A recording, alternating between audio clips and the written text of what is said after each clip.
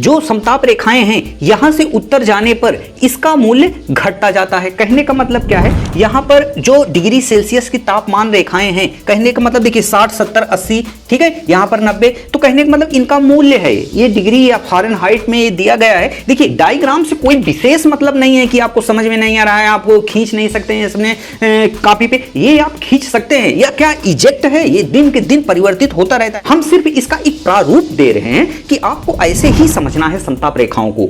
अब देखिए यहां पर इसका मूल्य अधिक है लेकिन यहां पर मूल्य इसका घटता जा रहा है। क्यों? क्योंकि यहां टेम्परेचर ही कम है, तो यही इसका मूल्य हो गया। मतलब 10 डिग्री, 0 डिग्री, 10 डिग्री, 30 डिग्री, तो ये सब क्या है, इसका मूल्य घट गया, लेकिन नीचे आने पर इसका मूल्य बढ़ जाता है।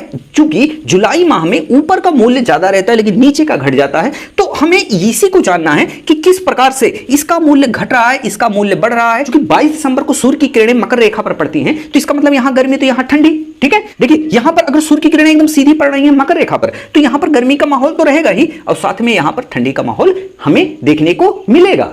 अब हम ये जानेंगे कि किस प्रकार से, देखिए जनवरी माह में सूर्य की किरणें क्या है, दक्षिण गोलार्ध में चमक रही हैं। अब देखिए यह पूरी समताप रेखाएं दक्षिण की ओर विस्थापित हो जाती हैं, जुलाई माह के बाद फिर विस्थापित होने शुरू हो जाती हैं। और दक्षिणी गोलार्ध में इनकी ये जो रेखाएं हैं ये बिल्कुल सीधी हैं, क्योंकि यहाँ टेम्परेचर डिफरेंस मिलता ही नहीं, होता ही नहीं, क्योंकि यहाँ पर लगभग जल है, ढेर सारा जल है। यहाँ पर क्या है, स्थल बहुत ज्यादा है, जिसकी वजह से यहाँ पर टेम्परेचर जो यहाँ पर कम, कहीं यहाँ पर ज्यादा, मतलब जहां जल और स्थल होगा वहां पर टेम्परेचर विभिन्नता बहुत ज्यादा होगी। और यहाँ पर जल बहुत ज्यादा है और स्थल बहुत कम है, जिस वजह से यहाँ पर जो ये लाइनें हैं बस हल्की फुल्की भले भी मुड़ गई हैं, लेकिन यहां पर लाइनें क्या हैं, एकदम सीधी हैं। अब देखिए ये नीचे की तरफ जब ये रेखाएं स्थल पर आती हैं तब यह कहां, ये विषुवत रेखा की तरफ मुड़ जाती हैं, और जब स्थल जल पर जाती हैं तब यह उत्तरी ध्रुव की साइड में मुड़ जाती हैं। इसका मतलब क्या है, यह जब रेखाएं स्थल पर आती हैं तो इसका मतलब जितनी भी बर्फ ऊपर जमी है नीचे की तरफ विस्थापित हो गई है, क्योंकि